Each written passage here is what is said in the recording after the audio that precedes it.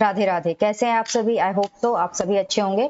मैं सीए श्रद्धा शर्मा आप सभी का एक बार फिर से स्वागत करती हूं आपके अपने चैनल एडेक्सी में। और आज हम एक इम्पॉर्टेंट टॉपिक डिस्कस करने जा रहे हैं, वो है time limit for issuing invoice under RCM. RCM में इनवॉइस इशू करने की टाइम लिमिट क्या होती है। तो पहले तो मैं ये बता दूं कि इस अमेंडमेंट से पहले आरसीएम में इनवॉइस इशू करने की कोई टाइम लिमिट नहीं थी।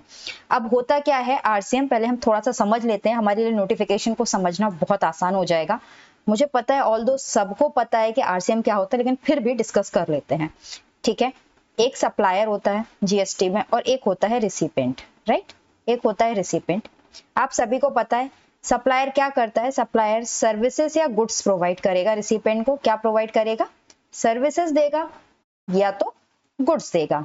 ठीक है, और इसके बदले में रिसिपेंट क्या करता है, इसके बदले में रिसिपेंट सप्लायर को क्या देता है, कंसिडरेशन देता है। ठीक है, कंसिडरेशन देता है, राइट।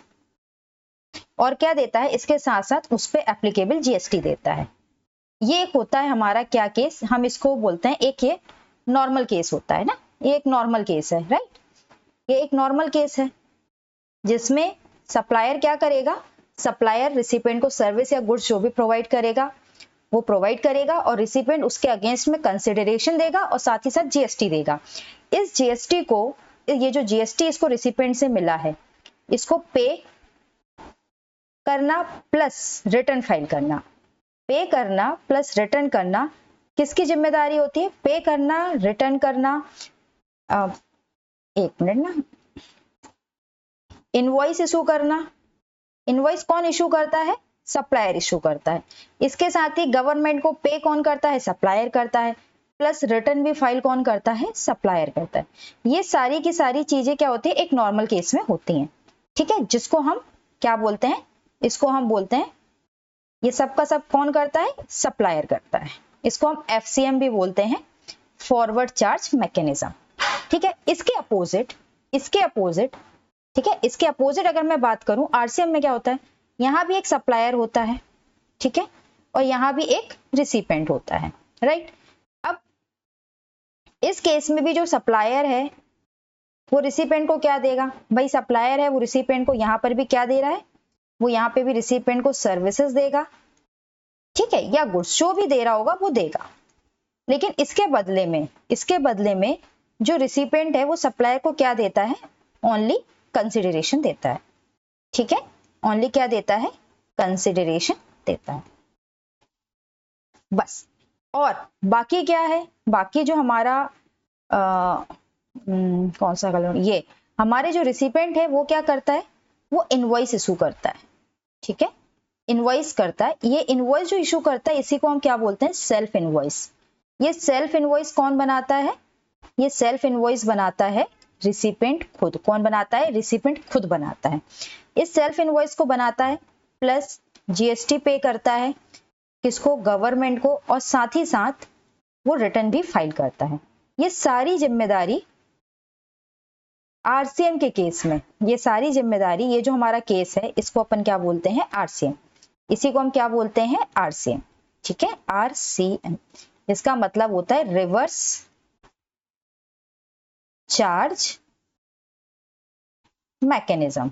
ठीक है, रिवर्स चार्ज मैकेनिज्म। इस रिवर्स चार्ज मैकेनिज्म में इनवॉइस बनाने की जिम्मेदारी, गवर्नमेंट को पे कराने की जिम्मेदारी और रिटर्न फाइल करने की जिम्मेदारी किस पे होती है, ये सारी की सारी जिम्मेदारी होती है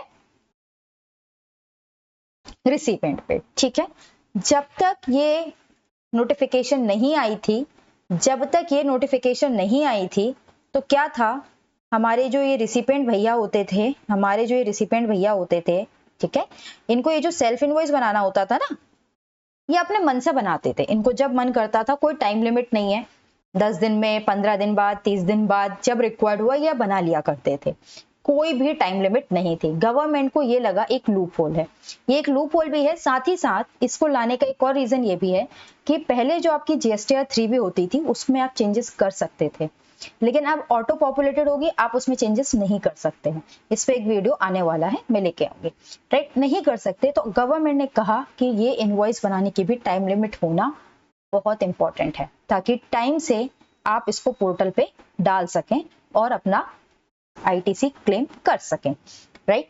इसलिए जीएसटी काउंसिल ने ये रिकमेंडेशन दी थी, ठीक है, कि अब आरसीएम में आपको इनवॉइस इशू करने की डेट स्पेसिफाइड कर दी गई है। क्या कर दी गई है? स्पेसिफाई कर दी गई है time limit for the issue of self invoice under RCM by the recipient, ठीक है। अब वो टाइम लिमिट क्या है? वो टाइम लिमिट क्या है? वो टाइम लिमिट भी मैं आपको बता दूं। वो टाइम लिमिट कही गई है 30 days, 30 days with in 30 days after receipt of goods and services। आप गुड्स ले रहे हो या सर्विसेज ले रहे हो, कुछ भी ले रहे हो, ठीक है, आप गुड्स सर्विसेज जो भी आप ले रहे हो सप्लायर से, अगर उस पर आरसीएम एप्लीकेबल हो रहा है तो उसके 30 दिन के अंदर अंदर आपको सेल्फ इनवॉइस इशू करनी होगी, ठीक है। आप ये जो ब्लॉग है मेरा, आर्टिकल जो है, आप फ्यूचर के लिए पढ़ सकते हैं। इसका लिंक मैं आपको यूट्यूब वीडियो के डिस्क्रिप्शन सेक्शन में दे दूंगी, राइट।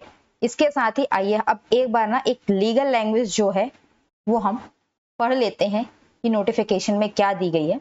ऑल्दो इससे अलग कुछ लिखा नहीं गया है, फिर भी time limit for issuing tax invoice in case where recipient is required to issue invoice, जहां रिसिपेंट को इनवॉइस इशू करने की रिक्वायरमेंट है, notwithstanding anything content in rule 47। Rule 47 में जो भी लिखा है उससे इसका कोई लेना देना नहीं है, ठीक है।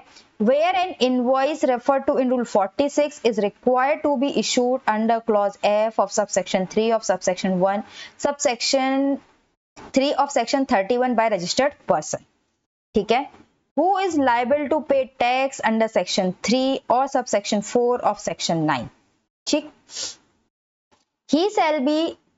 He shall issue said invoice within a period of 30 days from the date of receipt of said supply of goods or service or both as the case may be। देखो फिर से बता दूं, टाइम लिमिट जो है tax invoice issue करने की, in case जहां पे रिसिपेंट को रिक्वायर्ड है इनवॉइस इशू करना, ठीक है, जहां रिसिपेंट को इनवॉइस इशू करने की रिक्वायरमेंट है, रिक्वायर्ड टू इशू इनवॉइस, ठीक है, उससे आप उसमें आपको ये नहीं देखना कि सेक्शन 47 क्या बोल रहा है, उसके लिए स्पेशल सेक्शन 47A लाया गया है। उसने कहा है अगर वो लायबल है पे टैक्स करने के लिए उन सर्विसेज पे जो कि कवर्ड है sub section 3 of 9 and sub section 4 of 9, यानी कि वो सर्विसेज जो 9(3) और 9(4) में कवर्ड है उनके लिए आरसीएम में टैक्स पे करने के लिए लायबल है, तो अब उसको 30 दिन के अंदर अंदर, पीरियड ऑफ 30 डेज, 30 दिन के अंदर अंदर जैसे ही उसने गुड्स रिसीव किया या सर्विस रिसीव करी, इनवॉइस इशू करना होगा। इसी को मैंने सिंपल वर्ड्स में लिखा है,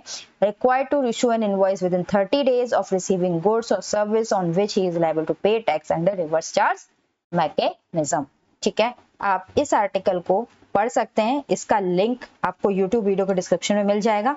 मैं आपको एक बार बता दूं YouTube वीडियो में कहाँ मिलेगा। जैसे ही आप YouTube वीडियो देखोगे तो यहाँ डिस्क्रिप्शन सेक्शन में मिल जाएगा, आप इसको क्लिक करोगे डायरेक्ट ये आपको ब्लॉग पर पहुंचा देगा और इसे आप जब चाहो अपनी सुविधा के अनुसार पढ़ सकते हो। ये एक दूसरे वीडियो का है, इस तरीके से आप इसे पढ़ सकते हो। आई होप सो आपको ये वीडियो पसंद आया हो। अगर पसंद आया हो तो प्लीज चैनल को लाइक करें, सब्सक्राइब करें और हम मिलते रहेंगे ऐसे ही वीडियो के साथ। तब तक के लिए नमस्कार, थैंक यू।